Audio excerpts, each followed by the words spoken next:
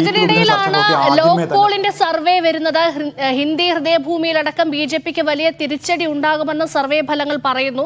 നിലവിലെ സാഹചര്യത്തിൽ ബി.ജെ.പി 400 കടക്കുമെന്നുള്ള അവകാശവാദമാണ് നിരന്തരം പറയുന്നത്. അത് ഈ തെക്കൻ കോട്ടകൾ കൂടി കീഴടക്കിയാൽ മാത്രമേ, ദക്ഷിണേന്ത്യയിലേക്ക് കൂടി വന്നാൽ മാത്രമേ അത് സാധ്യമാവുകയുള്ളൂ. പക്ഷെ അതിനുള്ള സാധ്യത എത്രത്തോളമാണ് എന്നുള്ളത് കാത്തിരിക്കണം. ഈ സർവേ ഫലങ്ങൾ എങ്ങനെയാണ്? ബി.ജെ.പിക്ക് കനത്ത തിരിച്ചടി ഹിന്ദി ഹൃദയഭൂമിയിലടക്കം ഉണ്ടാകുമെന്നാണ് സൂചിപ്പിക്കുന്നത്. സർവേയുടെ വിശദാംശങ്ങൾ എന്തെല്ലാമാണ്?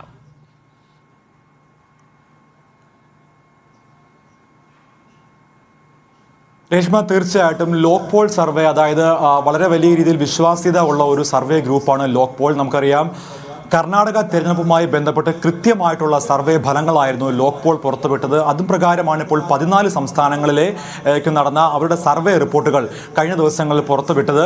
എന്തായാലും ഈ സർവേ റിപ്പോർട്ടിൽ പറയുന്നത് ബി.ജെ.പിക്ക് കനത്ത തിരിച്ചടിയുണ്ടാവും. അതായത് സൗത്ത് ഇന്ത്യയിലും നോർത്ത് ഇന്ത്യയിലും ബി.ജെ.പി പ്രതീക്ഷിച്ച അത്ര ഒരു വിജയം നേടാൻ സാധ്യതയില്ല എന്നുള്ളതാണ് ഈ സർവേ ഫലങ്ങൾ പുറത്തുവിടുന്നത്. അതിന് മുന്നോടിയായിട്ട് ബി.ജെ.പി ഒരു ആഭ്യന്തര സർവേ ഒക്കെ നടത്തിയിരുന്നു. അതിൽ നിന്നൊക്കെ ബി.ജെ.പിക്ക് ലഭിച്ച ഫലങ്ങൾ എന്ന് പറയുന്നത് ഉത്തരേന്ത്യയിൽ ബി.ജെ.പി പ്രതീക്ഷിക്കുന്ന ഒരു വിജയം ബി.ജെ.പിക്ക് ഉണ്ടാകില്ല എന്നുള്ളതായിരുന്നു ആ സർവേ ഫലത്തിലൂടെ ബി.ജെ.പി മനസ്സിലാക്കിയത്. അത്തരത്തിൽ ബി.ജെ.പി വളരെ വലിയ രീതിയിലുള്ള ആശങ്ക ബി.ജെ.പി പാളയത്തിൽ നിലനിൽക്കുന്നു. അതുകൊണ്ട് തന്നെ സൗത്ത് ഇന്ത്യയിൽ ആകെയുള്ള 130 സീറ്റുകളിൽ അതിൽ മാക്സിമം സീറ്റുകൾ നേടുക എന്നുള്ള ലക്ഷ്യമായിട്ടാണ് ബി.ജെ.പി ഇപ്പോൾ സൗത്ത് ഇന്ത്യ കേന്ദ്രീകരിച്ചുള്ള പ്രവർത്തനവുമായിട്ട് മുൻപോട്ട് പോകുന്നത്. ഇന്നലെ വന്ന ലോക് പോൾ സർവേ പ്രകാരം ഉത്തർപ്രദേശിൽ മാത്രമാണ് ബി.ജെ.പിക്ക് ഒരു മേൽക്കൈ ഉള്ളത്. അവിടെ 68 മുതൽ 68നും 69 സീറ്റുകൾ നേടാൻ സാധ്യതയുണ്ട്. അവിടെ കോൺഗ്രസ് അല്ലെങ്കിൽ ഇന്ത്യ മുന്നണി 8 മുതൽ 10 സീറ്റുകൾ വരെ നേടാൻ സാധ്യതയുണ്ട്. നമുക്കറിയാം, ഇന്ത്യയിൽ ഏറ്റവും അധികം സീറ്റുകളുള്ള സംസ്ഥാനമാണ് ഉത്തർപ്രദേശ്. അവിടെ പോലും ബി.ജെ.പിക്ക്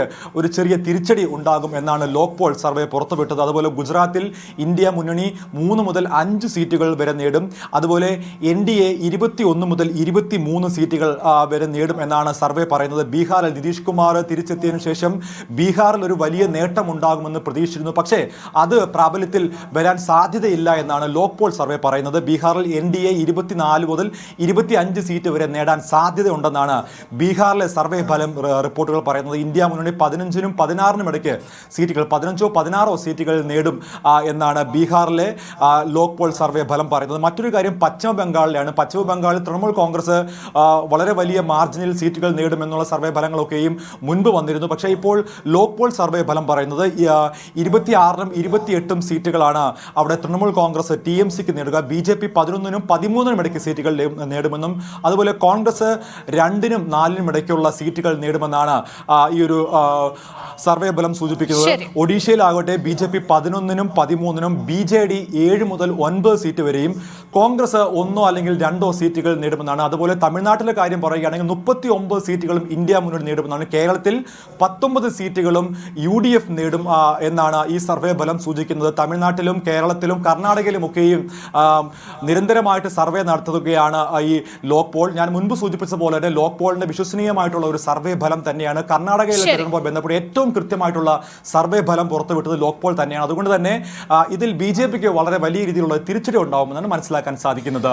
ശരി സജു, ഇനി മണിക്കൂറുകൾ മാത്രമാണ് ലോക്സഭാ തെരഞ്ഞെടുപ്പിന്റെ 1ാം ഘട്ടത്തിന് ബാക്കിയുള്ളത്. വലിയ പ്രതീക്ഷയിലാണ് മുന്നണികൾ. 400 കടക്കുമെന്ന അവകാശവാദവുമായി ബി.ജെ.പി ഉണ്ട്. പക്ഷേ അപ്പോഴും ബി.ജെ.പിക്ക് വലിയ തിരിച്ചടി നൽകിക്കൊണ്ട് ഉത്തരേന്ത്യയിലടക്കം തിരിച്ചടി നേരിടുമെന്ന സർവേ ഫലങ്ങൾ പറയുകയാണ്.